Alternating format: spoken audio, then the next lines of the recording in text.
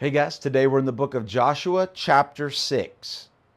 Now, I told you I divided Joshua up into four sections. The first was section 1 through 5 was about Israel, getting them ready, crossing the Jordan. And now today starts the new section from chapter 6 to chapter 12. And it's simply the battles. Israel is going to have to battle to take over the promised land. God said He will give them the promised land, but they have to put in the work. And that's so true even in our lives. God will bless us, but we must put in the work of obedience and of faith in order for God to bless us. So they'll do this as they march through the promised land and begin to defeat the Canaanites and all the people who are inhabiting this promised land.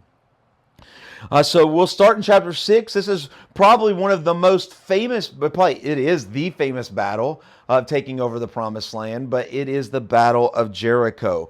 Now remember, as they crossed the Jordan River, they were within 2 miles of Jericho. They could see Jericho. And when we think of Jericho, we think of something that's huge and ginormous, but in the reality, it is not. Jericho was a small city. It's just that our mind, our Sunday school lessons, Veggie Tales, it makes us have this big picture in our mind, but it's just simply not. Jericho was a small city, probably around 1,500 people. It only was about 9 to 13 acres big. It's a big city, but it's not what we have in our mind, right? It's not Atlanta. It's not New York City. It's 9 to 13 acres. If you're here with us in Green Acres, it would be smaller than our campus right here at Green Acres. So it's not that very big. But when Jericho was shut up inside because they knew Israel had now crossed over, they were scared, they were fearful. They could see 2 million people camping on the banks of the river within just a day's march of them. So they were scared. So they shut the gates and they've kept everybody inside of the gate of the city of Jericho.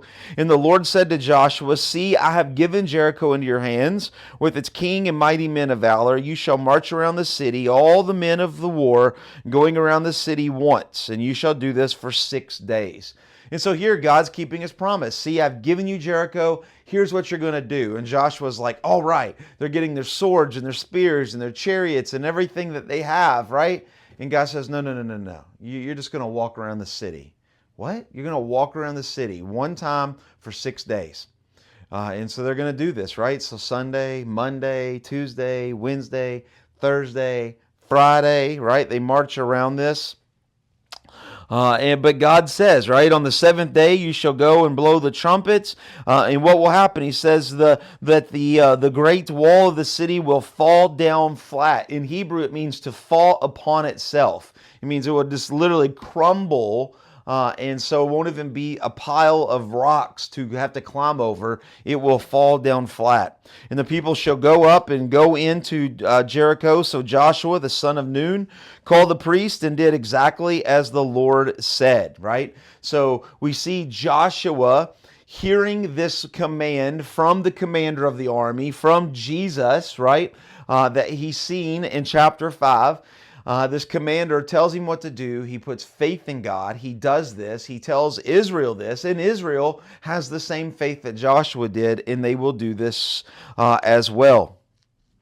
And just as Joshua commanded, the 7 priests are doing over this, and they blew the trumpets.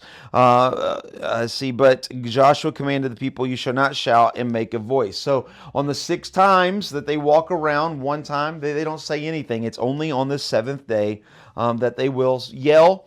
And that they will shout and they will blow the trumpets. Verse 15, on the 7th day, they rose early. On the dawn of the day, they marched around the city in the same manner 7 times. And it was only on that day that they marched around the city 7 times. And on the 7th time, when the priest had blown the trumpet, Joshua cried to the people, "Shout, for the Lord has given you the city." That word shout is the word war cry or praise. And so basically give God praise and let them know that the Lord is here. They do this, and what happens? And the walls instantly fall. And the city, and all the city and all that was with it, devoted to the Lord for destruction. And only Rahab the prostitute and all who are with her in her house shall live, because she laid because she hid the messengers whom you sent. But you keep yourselves from things devoted to destruction, lest you have devoted them and take them into devoted things to make the camp of Israel. Jericho is a unique place in this in taking of the promised land.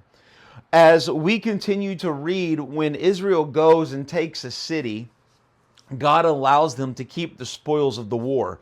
They get to keep fabrics and gold and animals and houses and vegetables and all types of things. Slaves, they get to do all types of things. But here, the first city, Jericho, the Lord tells them, I've given you the promised land, but everything inside of Jericho is mine. Everything. Every person, every animal, every building, every piece of gold, silver, everything is mine. That's what it says. It says you've been devoted to destruction. It's the Hebrew word karam. And it means simply to be accursed or hostile to God. He's saying that Jericho is kind of the symbol of all of the people of the promised land, of all the Canaanites, the Amorites, the Perizzites, the Jebusites. All these people hate me. They're hostile to me. So God says, I will pour my wrath down on Jericho, and everything is mine. I will destroy everything to show all the other people in the promised land who I am and my power and my wrath is coming. So he tells Israel, you cannot have any spoils of war from Jericho. Now, what this is also doing is this is proving the faith of Israel. As Israel goes in and God's going to give them a battle, it would be a big boost in morale for Israel after they've been marching around the wilderness for 37 years. That God's going to give them the first city and they're going to come back with gold and silver and clothes and houses and animals, right? But that's not what God does. God says, everything is mine. You do what I say and trust me in your future. I'm not going to give you anything now. I want you to trust me for your future. Do you trust me? Do you love me? Will you follow me? Will you have faith in me? And so this is a proving of Israel's faith. Is this new second generation, they sent spies, they believed they spies. They trusted him in crossing the Jordan River. They trusted him in circumcising themselves. They trusted them in celebrating the Passover. They trusted them in walking around the walls for 6 days. They trusted them in walking around the wall on the seventh day, 7 times, blowing horns. But now, will you trust me tomorrow for your money, for your food, for your housing, for your lodging? Do you trust me for the next day? And so Jericho is not just a semblance of what God is going to do in all of the promised land. It's also a testing ground for Israel. God is saying, are you going to trust me with your tomorrow? And so he tells them, everything in Jericho is mine. You're not allowed to take anything. Don't touch anything. We will completely burn it and we will destroy it. The silver, the gold, the bronze, the iron, all of that are holy to the Lord. They're devoted to me. And so what happens? They walk around, everything happens. The wall fell down flat, verse 21, and they devoted all in the city to destruction, both men, women, young, old, oxen, sheep, donkeys, and the edge of the sword. And they did exactly as the Lord said. But the 2 men who went in and spied, God told them, or Joshua told them, to go in, to get Rahab, to get her family, to bring her out. So the only thing that survived out of Jericho was Rahab and her family. But notice what happens with this. They brought out Rahab and her father, her mother, her brothers, and all who belonged to her, and they brought her and all of her relatives and put them outside the camp of Israel, and they burned the city with fire. God saves Rahab, her mother, her father, her brother, saves the whole family. But notice what happens. They set them outside of the camp. Why did they do that? Remember the book of Leviticus. That which is holy and that which is unholy. Israel is with the covenant of God, but Rahab is pagan and her family is pagan. They must be separated. They will not be separated forever, but they're going to have this, what we would call today, a quarantine time.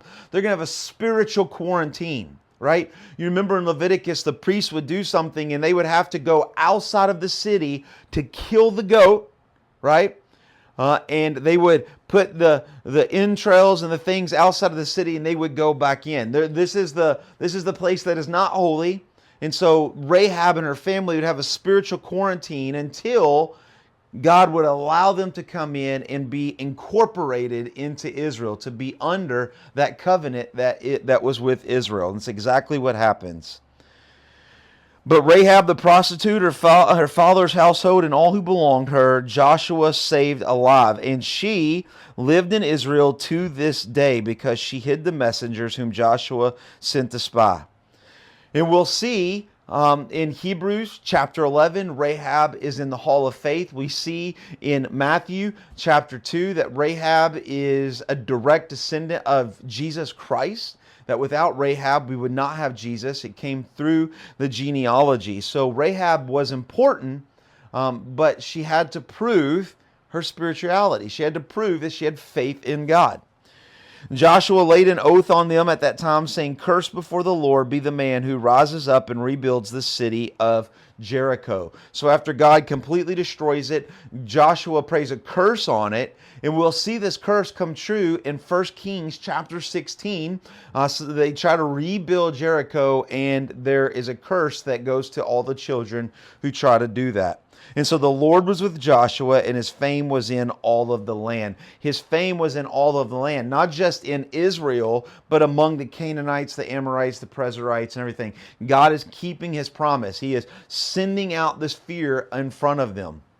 And so we see this whole idea of what God has done as he begins this battle, begins taking the promised land. God does it. Everything is devoted to him. And out of this devotion, we see Jesus through a descendant of Rahab. So I hope that makes a little bit more sense. And we will see you tomorrow in chapter 7. God bless.